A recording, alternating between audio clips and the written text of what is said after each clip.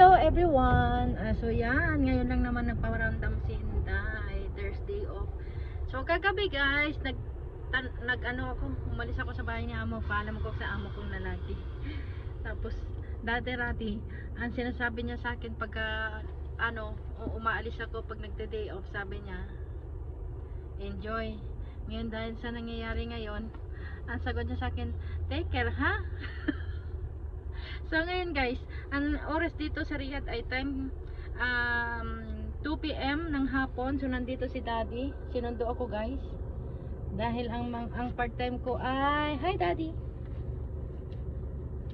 Ang part-time ko ay 5:30, kailangan nandun ako sa legation. Tapos ang oras ni Daddy sa niya. So balik kami sa opisina niya guys. Sinundo lang ako para after ng work niya 4 PM out niya. Diretso na kami sa location.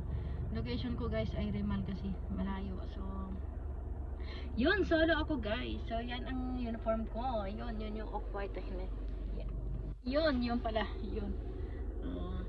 So doon ako magbihis kay ilang oras pa naman. Tambay muna ako sa work ni Daddy. So yun lang guys. Thanks for watching. Nakaka-double ching na si Inday. Tumataba na talaga. So yun lang guys. Thanks for watching. Bye. Goodbye everyone. God bless you all.